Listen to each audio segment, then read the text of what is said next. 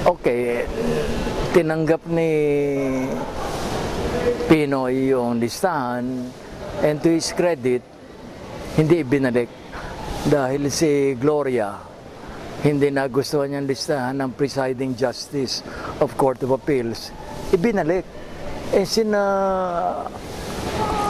June Davide naman meekly complied and supplied another list.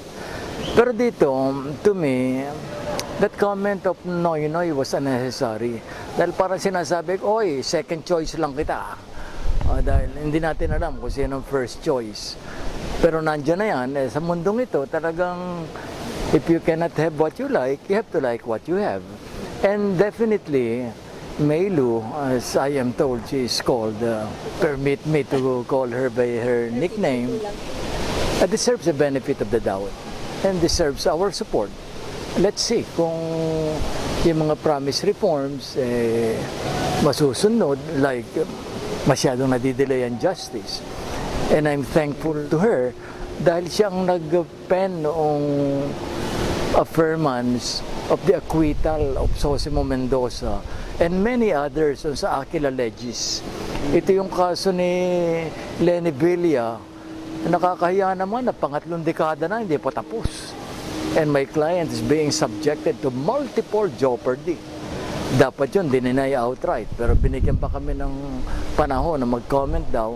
Yan, talagang the loss delay is one of the more serious problems she inherited. At dapat magtulungan tayo dyan. My own nominees were Bobby Abad and Ronnie Zamora. Sila pa-retire in 2014 dahil magse-70 na. And I wish that that was followed.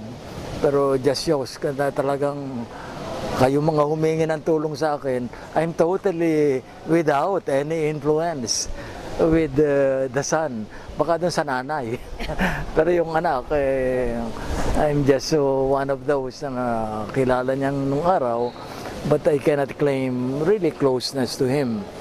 So nandiyan na yan, we'll just all have to try to cooperate na he has to be careful na hindi makikita ito na parang payback for her descent sa Luisita na she was for more dahil yung majority was for little compensation. Now si Meilu was for a higher compensation kuno.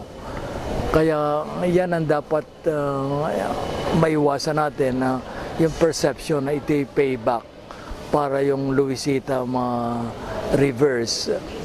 Yun would not be in the best interest of anybody.